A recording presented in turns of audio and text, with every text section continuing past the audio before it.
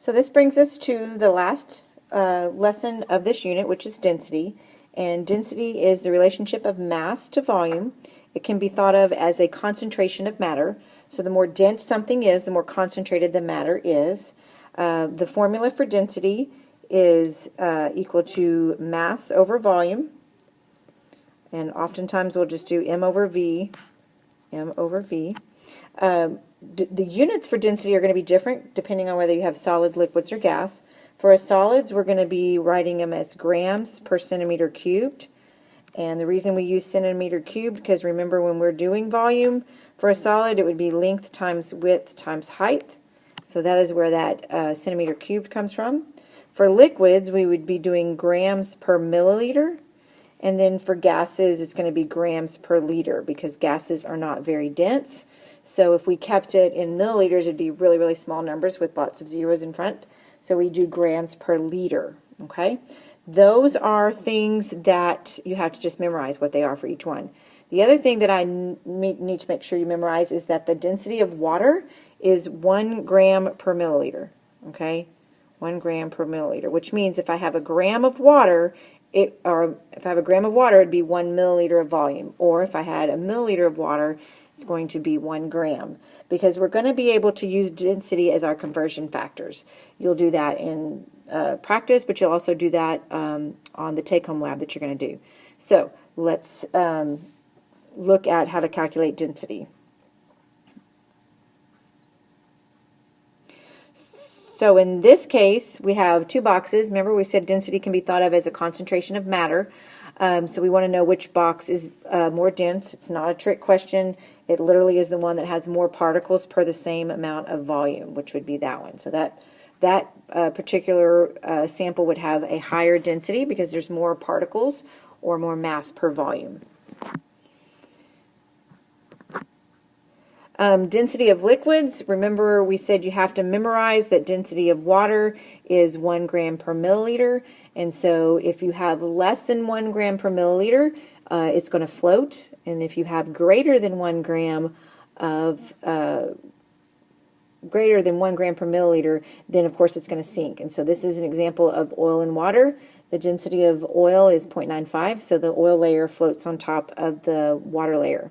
Okay, if it's the just slightly smaller than water, it might stay suspended in it, kind of like ice does, because ice is just slightly less dense than water, so it kind of stays partially in there. So remember to memorize water.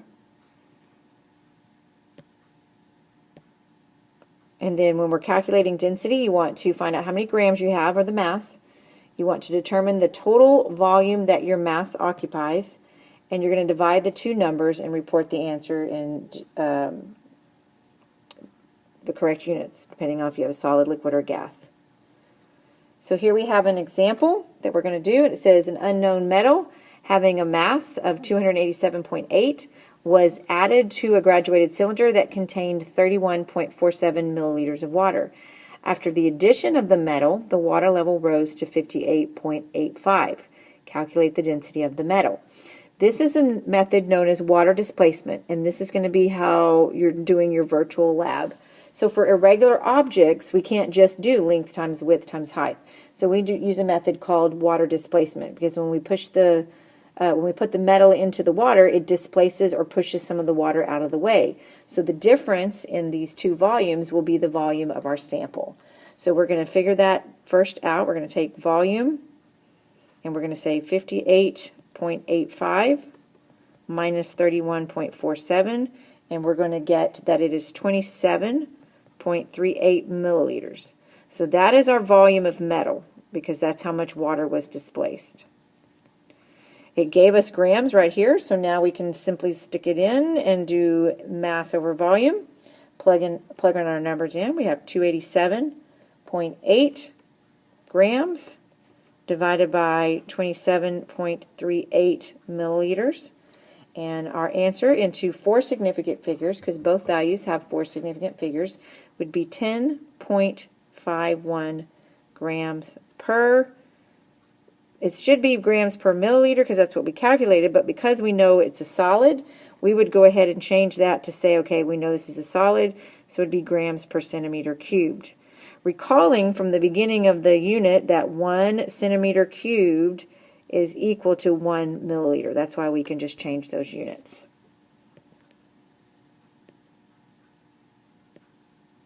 So let's practice this problem. The density of mercury is 13.6 grams per liter. How many grams would 1 liter occupy? So this is where we're going to use density as a conversion factor. So we're going to start with the 1 liter, and we're going to say 1.00 liter.